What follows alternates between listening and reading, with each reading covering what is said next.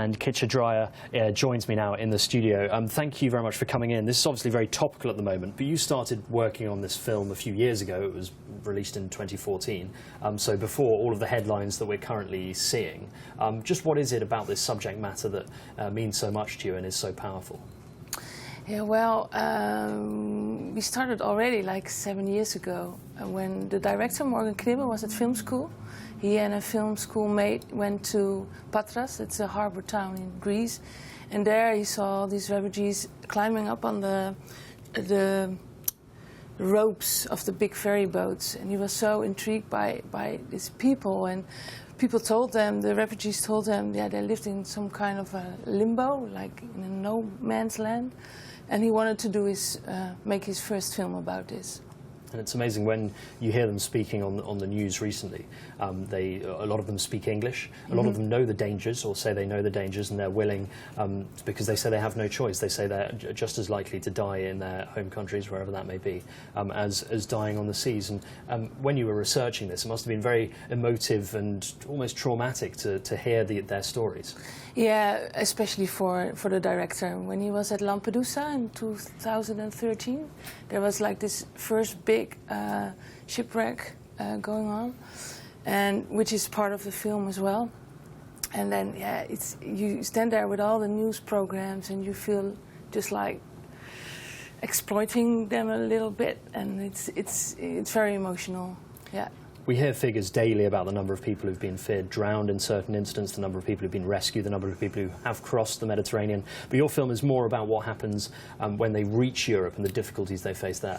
Yeah, that's true. That's what we wanted to show, to give them a face and to bring the news closer to the people at home. Because we see daily, we see the news programs and we hear the figures, but that doesn't say anything anymore to us. So what the film does is it brings the people, you feel like a refugee yourself, and that has to do with the style of the film, like a floating camera. You feel you're amongst the refugees, you stay at the squad buildings, and that's another way of telling the story, I think.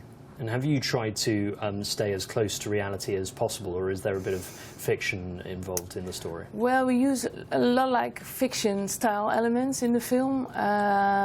Sound is really important, and of course the flying through the air camera style. The opening scene is reconstructed. It's of the... because we wanted to tell the story from the perspective of a ghost. Like a refugee was on a boat, falls off the boat, and is floating to Europe.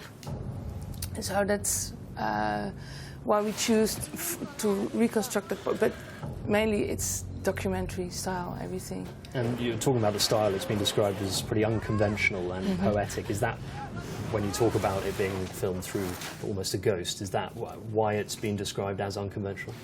Yes, I think that pretty sums it up, yeah. And how have people who have seen the film, how have they reacted to it?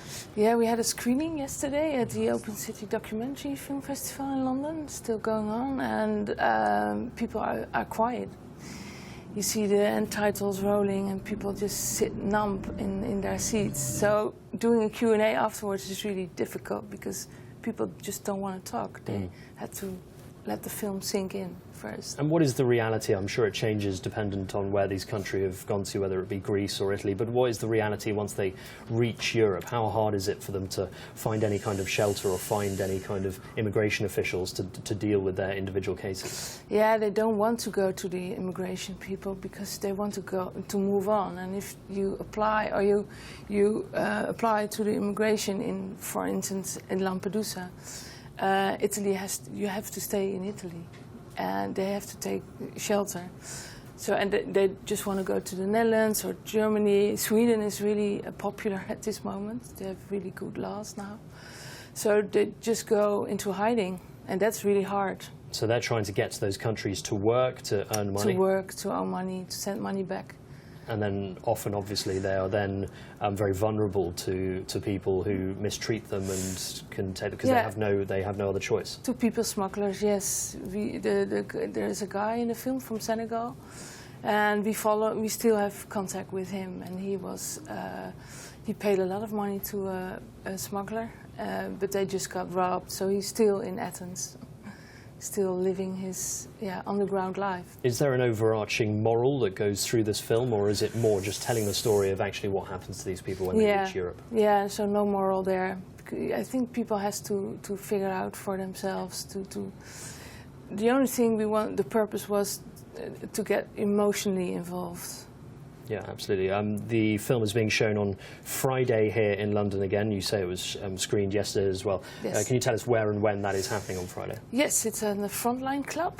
It starts at 7 screening, and I will be doing a Q&A afterwards. Yeah, tell us about the Q&A, because the director's going to be there as well for the Q&A. No, we're thinking about a Skype, because he's filming a next documentary. It's a DOP in Asia and at the Philippines, so maybe we could have a Skype connection with him. I'm not sure, though. Well, Katja, thank you very much indeed for coming in. It is a very powerful and emotive topic, and obviously incredibly relevant at the moment, although more people talking about the actual process of crossing the Mediterranean. So it's really interesting to hear what happens to them when they get to Europe, and best of luck with the film. It sounds like it's gone down very well indeed and very interesting. So thanks a lot for coming in and sharing with us. Thank you.